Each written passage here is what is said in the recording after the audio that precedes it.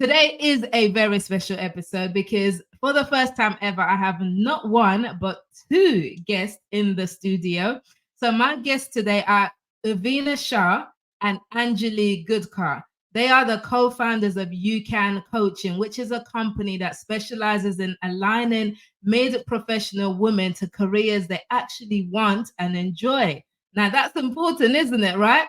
So Urvina and Anjali met through a disability group that Urvina set up in their community around 13 years ago, which is still going today. Prior to starting their business together, Urvina happily worked in the NHS for 27 years as a therapeutic radiographer and a clinical practice educator until a restructure in her organization caused her role to come to a sudden end. So she started a brand new coaching career at the age of 50.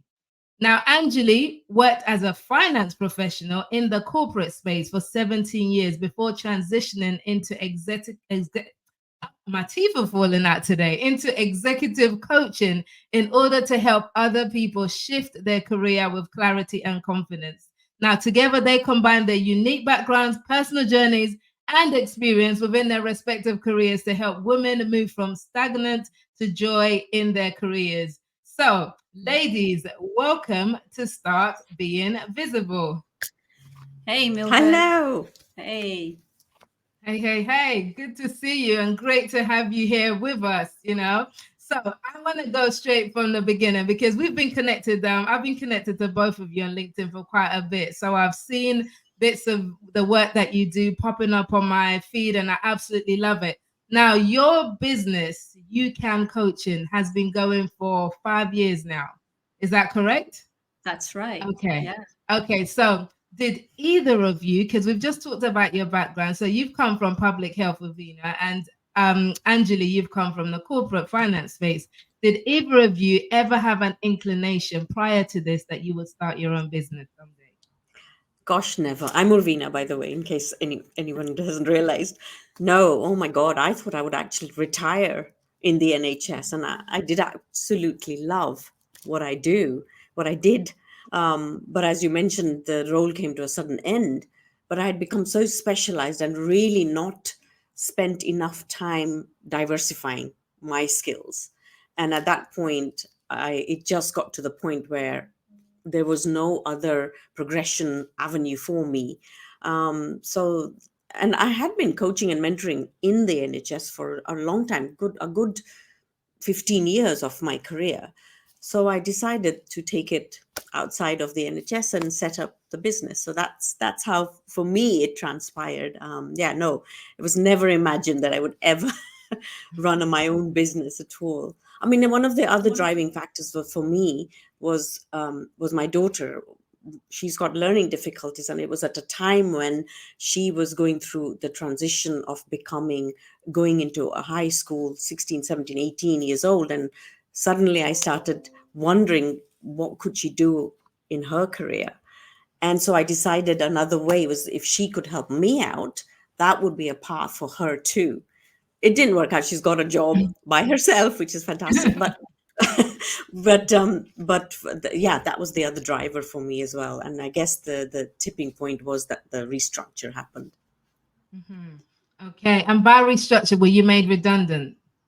No, the role got made redundant, but I wasn't, which was so I got no redundancy money either. It was just the way they worked the system is that there was just not, I had to find another role that was in the same pay grade, or I would get 3 years of pay, but for a junior, working in a junior role of this with the same pay I had before. But I wasn't prepared to do that because I had worked too hard to get to the level I had gotten to, and had too much knowledge then to go down a level. So yeah, I decided to leave. Okay, and I do want to talk more in a second about how exactly you started and grew your career to where it was before that point. But okay, so for you, Anjali, did you consider ever starting your own business before this point? No, not at all. I was actually quite happy to be employed, and the idea was I could do a 9 to 5, which was never a 9 to 5, and then I would have a life outside work. So it all happened in a very, I think it was very quick how it all happened, how it all transpired. But that it was, I would say, is one of the best things I've done, is to consider doing the business, stepping into the business, and I'm sure we'll talk about it. But yeah, it was a good transition. It was the right time to transition. It just worked. So background wise then, so you've had 27 years in the NHS, Urvina. So how did you get started? And did you always want to be somebody that was involved with health, or did you kind of just fall into it? What's your career journey?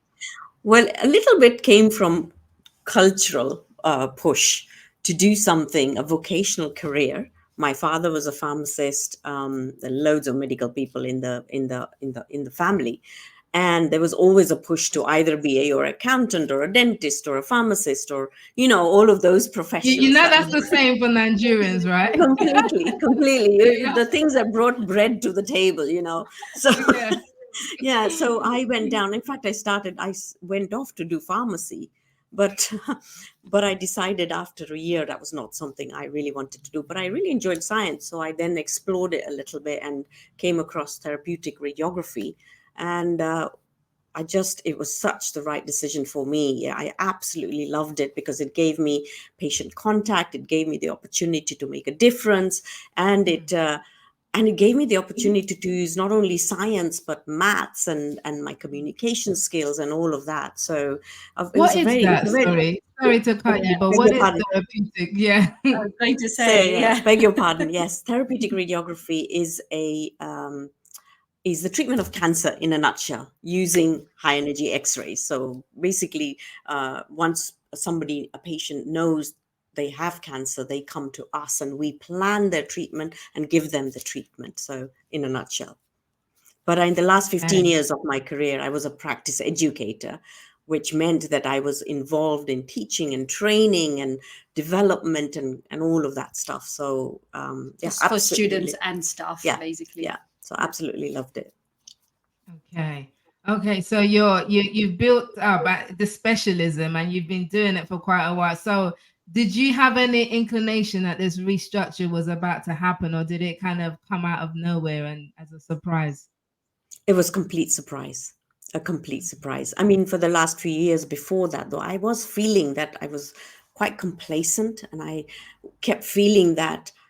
And I had probably about 7 manager changes in my career, and every manager that came along had a different vision.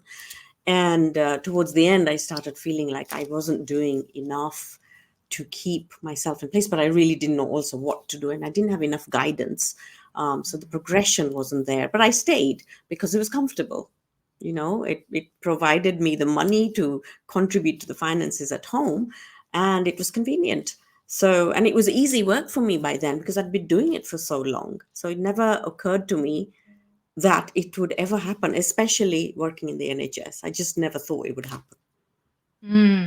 Comfortable and convenient. That keeps so many of us from fulfilling what I would like to call our greater purpose, right? Because we get comfortable and it's convenient. It pays the bill. Why rock the boat, So yes, exactly. Yeah. Okay. So Anjali, were you in a comfortable and convenient place in your career? Oh yes, absolutely. Like I paid, I think it was quite costly for me as well. Not in how Urvina had it in terms of a restructure and then leaving, but for me it was in terms of promotion. So in the corporate world, that's the way to get noticed, that's the way to get visible, is to get promoted, and titles play a big part. For me, I became so complacent at one point that I was bypassed for those promotions for almost 7 years in my career. And it wasn't until I started to look at things differently, got some coaching, that things started shifting and changing for me in order to get that promotion. And it's just interesting how you don't consider it. I didn't even realize that I was too comfortable, that I pretty much resigned myself to, I'm not promotable, I'm not good enough, and it was that narrative that was keeping me from actually getting promoted, because I kind of went, I'm, it's just not going to happen, and I accepted it. So I was complacent and comfortable in accepting that I'm just not going to progress. But I wasn't willing to then move out or find another role where I could progress. I was quite comfortable staying where I was, because that was, again, it was the easiest thing to do. I knew the people, I knew the systems, I could do the work. So it was easier to stay there, even if there was no like opportunity to progress, or I was feeling that way. So yeah, I had my own complacency issues. Yes, yes. And for you, going into finance, was that also a cultural pressure for you, or was it a choice that you wanted to make from the time you were young? It's interesting. I never intended to go into accounting or finance. My actual preference was to do something sports related. But I was born and brought up in Kenya, and in Kenya, sports related degrees were not heard of at the time. It was just not the done thing. The only options I had were finance and or science, and I didn't want to go down the science route. So that pretty much kind of led to the decision of, well, I don't have a choice, I'm going to do finance, because sports isn't something I can pursue long term. And that's how I fell into finance, really. But I wouldn't change it. Benefit of hindsight, I wouldn't change it, because I think I found something that I'm actually good at, and I understand and I enjoy it. But yeah, when I was making that career decision, it wasn't a conscious decision. It was almost like I fell into it a little bit. And then you fell all the way up to becoming the vice president. Vice president at Deutsche Bank. So was that, because that's pretty high up to climb in an organization like that? Was that the promotion that you bypassed for those 7 years, that eventually came a year before you left to go and do your own business? Pretty much, yeah. That was pretty much the one I was waiting. I was working for, and I got the whole formula wrong, basically, and so it took 7 years to find my footing and to get that promotion. What is that formula? We want to know. How do we become vice presidents? Well, yeah, I mean, so the biggest part of it was I didn't recognize and acknowledge that I had a part to play in it. I kept waiting for managers or for other people in the team to notice and kind of go, I think you're ready to get promoted. But I wasn't voicing it. I wasn't talking about it openly. I wasn't asking for it. Just in my head, it was, if I do the work and I'm doing the work well, then my manager will notice and say, I think you're ready. But that's not how it works. After a certain level, the expectation is that you show your ambition, you show that you're willing to do it, and then you demonstrate it by already operating at that level, so that people, the title comes after you're operating at that level. Not, you don't start doing those kinds of roles after getting the title. That's the difference. And I just had no clue. I was literally waiting. And it wasn't until I started working on myself, did some self-development, that I realized that, if I didn't take control, if I didn't take that responsibility, then there was no one else who was going to fight that corner for me. And funnily enough, I had decided that I was going to leave if I didn't get that promotion in the next year. Like, even to get put into the promotion process forget getting a promotion, but getting into the process. I wasn't getting in there. And just by having that change in mindset and thinking differently, things started changing in the workplace, because my attitude changed, my confidence levels changed. So my perspective changed. And so I was becoming, unconsciously, I was becoming visible to those decision makers who were then noticing my capability, my potential, and were willing to then mentor me to get to that next stage, which is what I was missing when my mindset was not in the right place, where I was almost blaming everyone and everything for not getting promoted. And when I kind of moved over to the other side and started taking control, that's when things started changing for me. I love that. And I do want to come back to the point about being visible to the decision makers, because I think that's pretty crucial. And the show is called Start Being Visible. So we definitely want to explore that. So, Urvina, for you, the corporate space is a little bit different to the public health space. So how did you progress up the ladder? What were some of the things that you had to do to get noticed, or to kind of position yourself to create that job that you ended up having, which was the perfect job for you? Well, my career in terms of progressing up the ladder wasn't very difficult, because in my world of radiography, therapeutic radiography, when I was trained, there was such a shortage of radiographers. So it was in a way quite simple, but I did a lot of things to make myself visible unconsciously again, because I was very, very passionate about education. And because we were so short staffed, I did a lot of work around getting people in to understand what students or young people. So I would go to schools, I would set up press conferences, and I would do all kinds of things just to be able to get people into the profession, because I was very, very passionate about education and getting people to understand what radiotherapy is, and what a wonderful, satisfying, rewarding career it was. As I got up the ladder, after my children and all of that, things started slowing down, as they do, because I then went part-time. And when you're part-time, things always slow down, and my priorities had changed. But the role that I ended up in was, I have to admit that when I applied for that role, it was a full-time role. I was only working 2 days. I had no clue about PowerPoint. Imagine that. I don't, people would just laugh right now, right? I went in with what's called, you may have heard of this, an overhead projector, where you had an acetate sheet, right? And I did my presentation with a pen on this acetate sheet that would project onto a wall. And that's how I then, and it was only one role, a full-time role. I was working part-time. So I did all that, and I convinced them. I was so wanting this job, convinced them that they needed more than one person for this job. And they gave it to me on the condition I learned PowerPoint.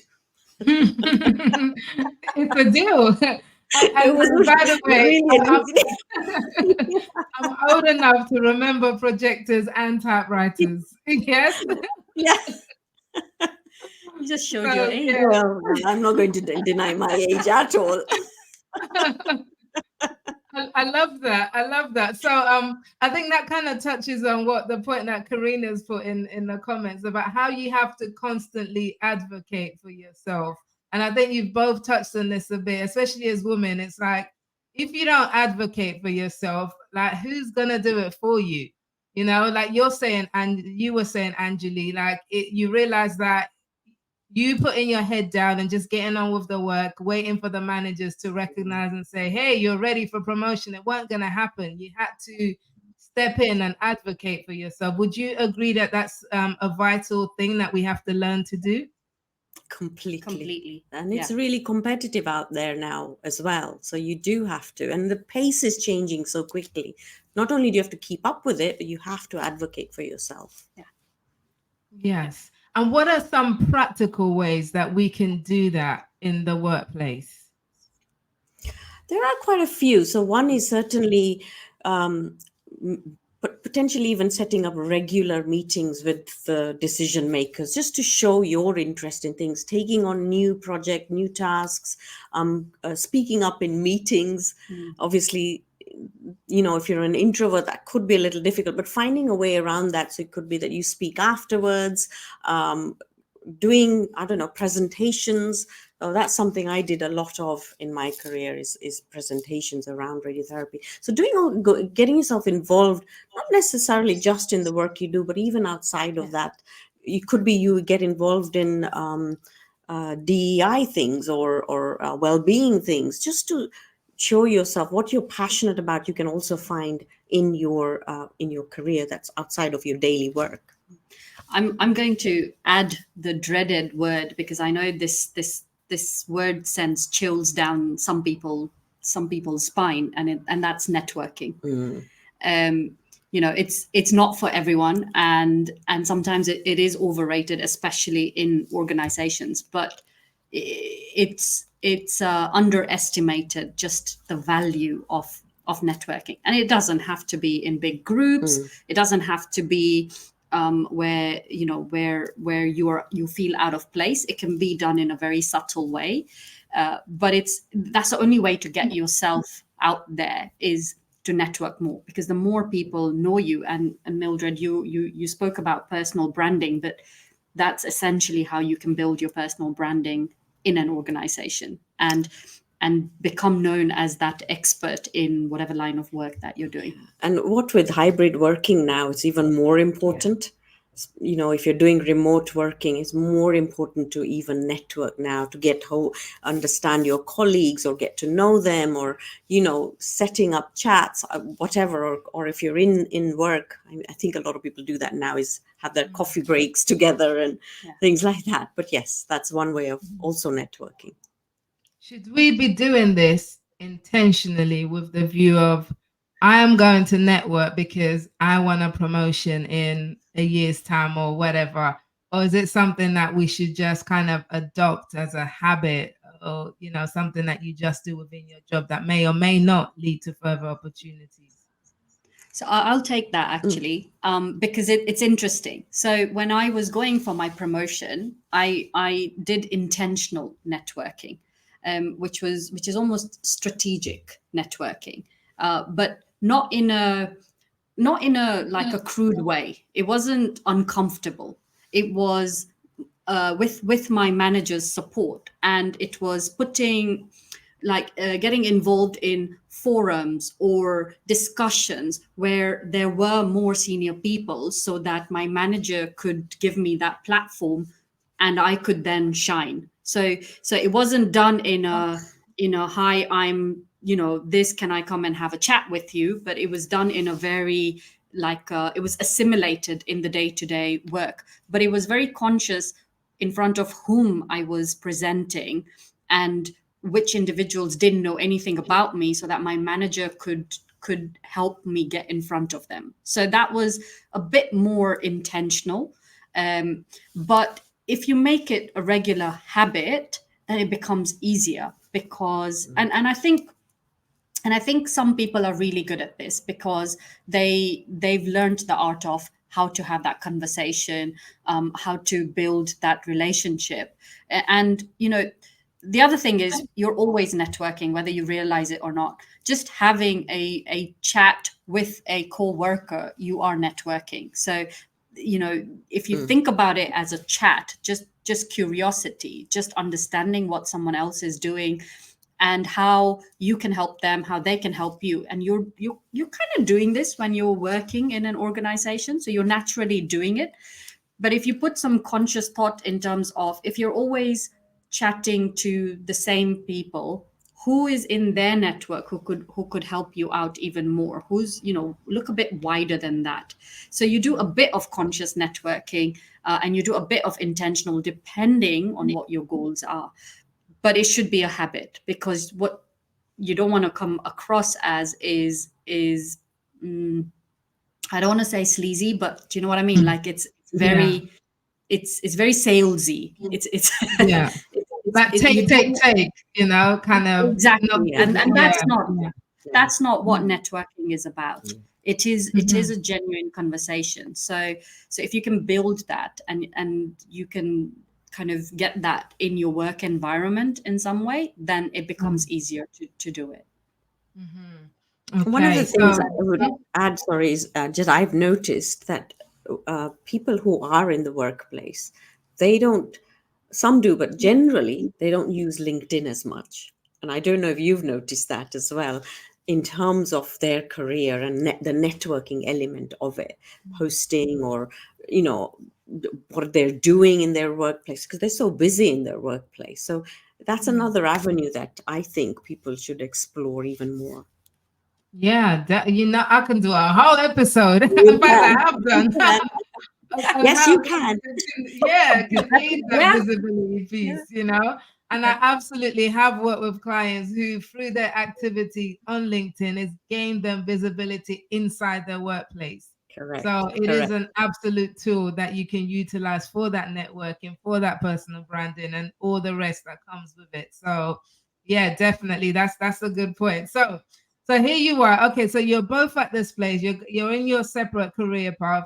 You get to this point, Urvina, where your role has been restructured. They're essentially pushing you out in a sense, and you're 50. You're like, what do I do? Is this at the same time, Anjali, for you that you get to this place where you get your promotion, but I don't know, maybe it's not all you thought it would be, and you're still unsatisfied, and you're thinking to leave? Did you two arrive at the same place at the same time, just in different places? No, we Not at all. didn't. Not at all. Urvina is older than me, so she gets there a lot quicker than I do, just naturally. What's the The age wise gap, one. by the way? Wise What's one. the age gap? She just learns from me. 15 years. Urvina is Okay. 15 years older than Yeah. me. Yeah. Okay. So she gets there a lot quicker than I do generally in these things, because she's very good at listening to her intuition. So Urvina is all heart and gut. I'm all head and logic. So I take a while to get there. She just follows her heart. But yeah, so Urvina got there before I did. I was when Urvina was going through that, I had just got my promotion. So I was still working through the next phase. I hadn't figured out what I wanted to be doing at that stage. Yeah. So at what point did it become clear to you that you two needed to go into business together? I think we had talked about it, but really didn't take the action for it until I came away and said, right, let's think about it. So I started it with Anjali's help, but very much Anjali was in the background because she was still working and all the rest of it. And of course, running a business, I had absolutely no clue. I had worked all my life serving people for very little money. Now I wanted to serve people and make money out of it. Whoa, that was a big mindset shift, and learn business stuff as well, which was a huge learning. So in that first year or so, 2 years maybe, such a huge learning curve. So, and we started learning together. So Anjali was still working, and then you can explain how you then came into it. Yeah. So I was still working kind of as a side hustle in the business whilst I was working full time, and it took me about 2 years to make the decision to leave my full time role and explore the business, and that's because my situation was slightly different to Urvina's. So I had to think about the finances. I had to think about the risk. There were so many factors. There was cultural, like family pressure of, well, what are you doing? You're leaving a secure job for no income. Like, what is going on? So there was a lot of things to consider, lots of discussions, lots of conversations. And until I wasn't comfortable to take that step, I couldn't just leave my employment. So it took a while to get there. We didn't know if the business would work, so that was a risk. And so we were exploring whether we could work together, whether it was a viable niche to go into. What were we going to do? What were we going to sell? We knew how to coach by that point, but we didn't know marketing. We didn't know sales. We didn't know, emails and profiles, and do you know what I mean? So we had to figure all of that out, and that took a while for us to figure out what. And because there's two of us, it's not as simple, because we had to figure out what the two of us could bring as a unique thing into the business, as opposed to just what Urvina wanted or what I wanted. So it took us quite a long time actually to bed it down, to figure it out, what the niche was. before I felt comfortable enough to then step into the business full time. Wow. So, because business is hard. It's like when you go into it seriously, it's hard. When you're doing it as a side hustle and you've got the blanket of a job or whatever else, other finding. Because I side hustled for about 12 years before I actually then fully went out into my own business. And there is a big shift from side hustling to full time. So I can definitely get all of that risk. But it's one thing doing it yourself, but it's another thing doing it with someone else. So how did you guys, first of all, I can see from how you've described it, she's Urvina's heart and soul and you're kind of head and logic. So already there's some things that immediately work well together. Yeah. But what persuaded you that you could make a successful partnership out of this? That because sometimes people lose friendships over partnerships gone wrong. So don't get me wrong. Sometimes I want to strangle her.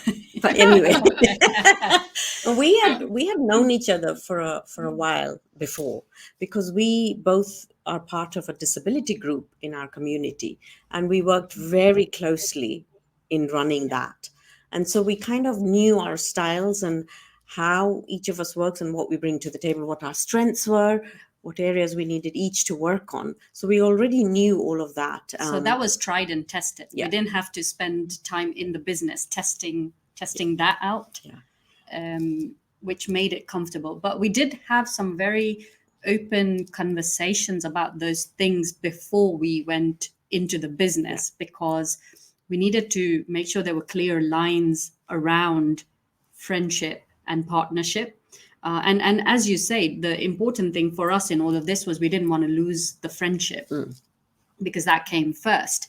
And so we did have that conversation of how are we going to approach this and how are we going to work to make sure it doesn't sour the relationship if anything were to go wrong. And, touch wood, because we're having those open conversations, it's meant that we've been able to resolve any difference of opinions, or, Urvina wants to go in one direction, I want to take the business in another direction. And, we've been able, because of the communication and understanding where each of us is coming from and why we're suggesting those things, it's worked. But I think the biggest aspect is because she's heart and I'm logic, we've got our set of strengths and we focus on those, so we don't conflict as much, except when we have to make the big decisions. And I guess one of the things that always came into play is that we had a common goal. Yeah. That was really helpful, in that always having that in the forefront of our minds. So whichever way we reached it, we knew that was the common goal. So we had to work it out. Yeah. And we both had to be flexible, because we haven't got our way with everything. No. But it's being flexible and adaptable and going, fine, we'll try it your way. And if that works, brilliant, because as Urvina said, the end goal is what counts. The name UKAN, is that a combination of both your names? It is. Yes, it is. I had to check. And it also says you can do it. So I was like, exactly. clever. Exactly that. So our initials came together, and because we could form something that was very positive and what we thought would be empowering, it kind of worked in our favor to use our initials, but also to pass on that message to women, particularly out there, to say, you can do it. How do you split the day-to-day responsibilities of running your business? Is there a set roles? There are, to a certain extent. So all the content creation and all of that, I tend to do. And then Anjali will work on more of the background techie stuff, the funnels and landing page, setting all these things, MailChimp, all of these things that you have to set up, that Anjali will tend to do. So, and then in terms of creating the actual, like we do a lot of videos, so that we tend to both do together. So some of the creative stuff we both do together. We'll often do a mind map. In fact, there's one on the wall right here that then we'll see how can we both put ourselves in this mind map. Where do we come in? What are the strengths that we can bring into it? It's actually not very defined in like how you would have it in an organization to say, you're head of marketing and you're head of finance, so therefore you only look after finance. No. We've tried to blur the lines a little bit to make it more collaborative, because I think it's also important that if Urvina is doing the kind of the content side of things, I want to also have an input in there, because at the end of the day, it's representing both of us. So it's got to have both our personalities in there. And if I'm doing some IT stuff, it's important for Urvina to know about it, because if I'm not there to help, she's still got to be able to keep the business running and deal with those issues as well. So we've tried to also kind of branch into each other's strengths, just so we're not completely focusing on our own things and then stuff just falls through the middle. So we make sure that there is that overlap between what both of us are doing, and that we both know enough of what each other's doing. So if either of us is on holiday, we can still keep things going, basically. One of the risks that you have to consider with setting up a business is, as you've already mentioned, is finance. It's that whole thing of, can I match the income or exceed the income that I'm making in my day job? So 5 years on, have you been able to exceed your work income? And if you have, how soon did that happen in the process of your business for both of you? No, is the simple answer. Because remember, there's two of us as well. Yeah. And to pull that income for the two of us, it probably will take a little bit longer than it would for if it was just a single revenue income stream. So no, not yet. We feel we're on the cusp of things, so we are keeping on going. And the thing we feel, and most business owners, entrepreneurs will go through the ups and downs of, oh my God, what are we doing, kind of thing. But I think the thing to remember here is that in the business is that we've come so far, it doesn't make sense to go back. And so we just keep at it. Yeah. And I guess just to add, you start a business thinking that you're going to focus on one thing, but as you go, as you evolve, as you learn about what's actually needed out there, things change. And that's what happened for us. So 2 years ago, we pivoted the whole business, because what we had originally deemed was the direction for us wasn't actually what we want, what either of us wanted. But we didn't realize that until we were actually doing it, and we thought, no, this isn't the kind of target audience that we can serve, and we're not doing it justice. And we then kind of figured out, actually, what is it that we are very good at and we can serve better and do it justice. So we pivoted the business just about 2 years ago. Therefore, it's almost as if we're starting again, but with more knowledge and more experience. So we're not making the same mistakes this time round. And so it's taken us, I think, a little bit longer. But what we've also kind of decided to focus on is not so much the revenue side of it, but more along the lines of what kind of services can we provide and what meets our values. Because there's no point running after just the income and then you're not serving in the right way, because there's a fine balance between that client service and just focusing on the income. And we're very, very, very conscious that we don't want to become just revenue generating, like a revenue generating business. We want to have that warmth and that connection with our clients as well. So we're very deliberately doing a setting up our business model in a slightly different way. So it's not necessarily going to make us millionaires, but it's going to make us very happy people, because we can serve our clients and we can get the results that we want. It's that impact factor, isn't it? You're making an impact in the lives of real people, and in your case, it's women. So it's like, why the passion for, where did that come from this passion to, as you describe it, to have women go from stagnancy in their careers to a place of joy? Is that something that you noticed in your surrounding, was a recurring theme with the women around you? Maybe not so much in our immediate circle, but it's certainly something that we've both seen in our workplaces before we transitioned into this.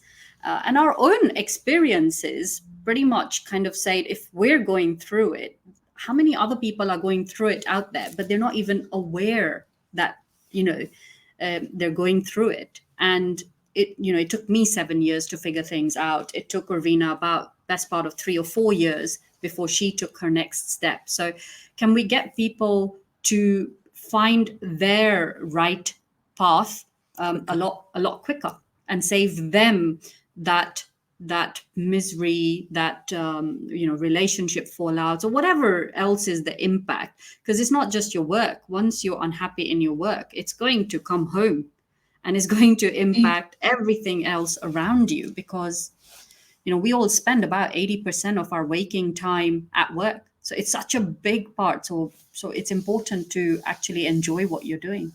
But there was also, we were getting people coming through the door that felt we would understand. So culturally, there was an element there, particularly in our communities, where the Indian woman was the homemaker, didn't speak up, yet so many of us work, and then they couldn't make those decisions. So there was an element of that came through, maybe because we were both Indian, and so we were attracting that. So we were finding that culturally as well, we were resonating with people. And we were talking off air just before we came on about my own experience of like being in transition right now in terms of what I am doing next in my work life while I'm doing what I'm doing now. And I think one of the things that we were talking about is this whole idea of, so often for many of us, we just we work from the time we start working, maybe in our teens. My first job was like at 16. I couldn't wait to get out and work. And you just work.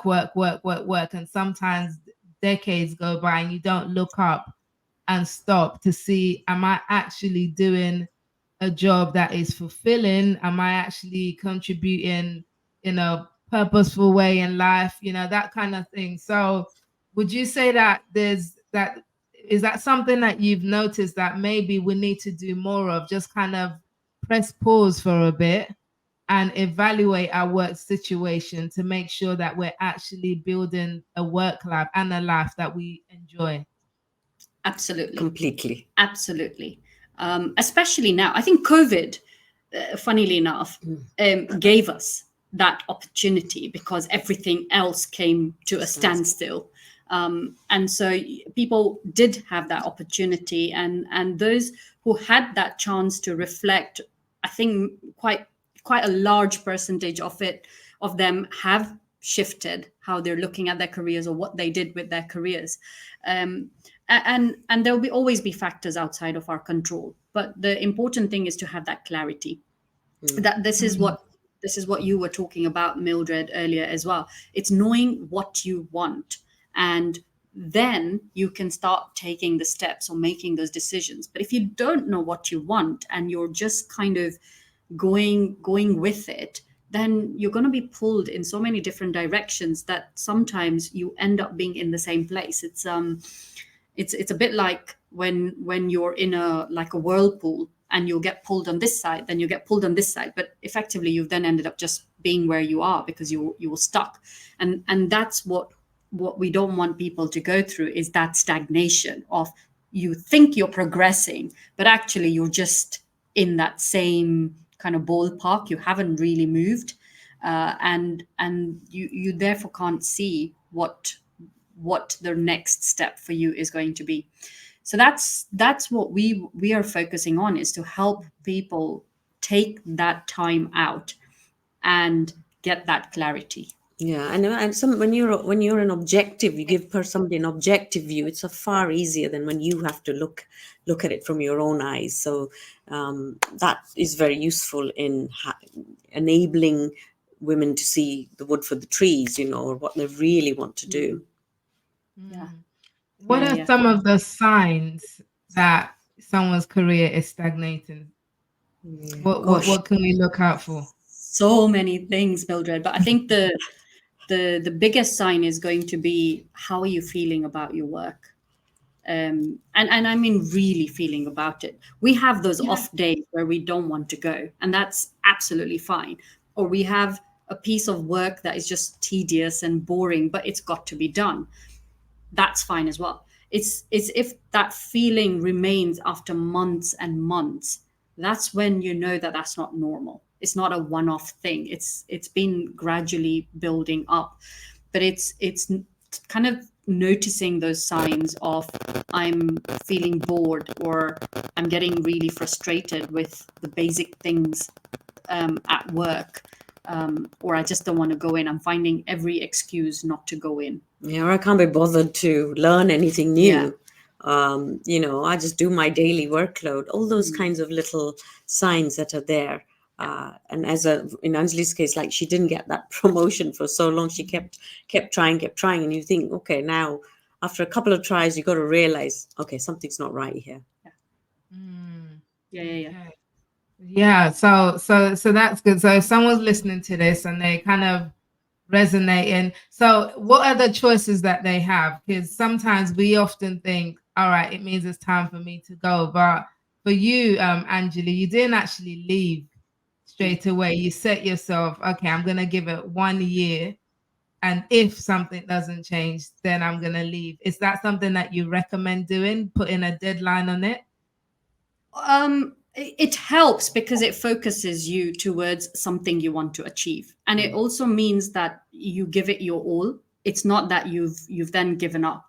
For some people, finding a different organization may be the right choice, and for some people, they can pivot and learn from the same organization but in a different team. So it's all very individual, and it depends on kind of your circumstances. Do you get along with your manager? Do you have a supportive environment at work, or is it very toxic? Is the whole organization toxic? Or are there different approaches in different teams, and what do you want to learn? What new skill sets do you want? There's so many questions that you go through before you decide, okay, I've had it and I need to find a different job. Or, do you know what, I think I can stay here another year, as long as I can get onto this type of work, or I can work in this team, or I can do a secondment here.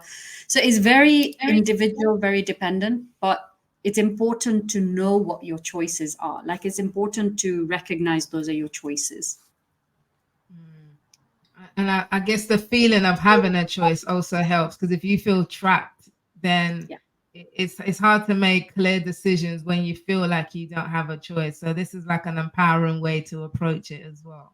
Yeah, and I think we both believe there's always a choice, always a choice, and it's a choice that you make. So if you make a choice that I'm just going to stay here, and the money's good, and I'm it is what it is, then that's it. You live with that choice. You don't regret it. But so the choice is always yours. Yes, that it may be difficult to transition, so therefore that choice is harder, but there is always a choice. And even if you take just one step, it might mean just learning something offline, to understand something else, just to make that step, just to get yourself outside of that comfort zone slowly. Absolutely. Okay. Let's talk visibility, because we've mentioned visibility in the context of work. But now that you both have your own business, visibility probably shows up differently for you now than it did in the workspace. So can you explain what differences you've noticed in that area for you, for yourselves? Well, for me, the biggest difference is social media.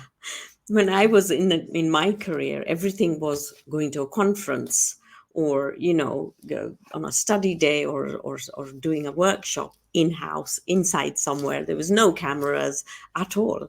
So the visibility in that respect, it's much bigger now. To social media is completely, and we really had to learn to be visible on social media, and be comfortable and be vulnerable, because in a secluded area with the 20, 30 people, it's quite safe. Whereas when you're on visible like this on social media, it can often feel, oh, I'm not sure I want to be this vulnerable. So that learning has been big, certainly in terms of, and using all the platforms, and one platform might be different to another. How do you make yourself? So all of those learnings have been huge in terms of visibility. Yeah. I Mm. think for me, it's I was always not fully introverted, but I'm the kind of person who likes being backstage more than on stage. So it was a really big mindset shift to say it's okay if my face is out there, and actually, this is what is needed.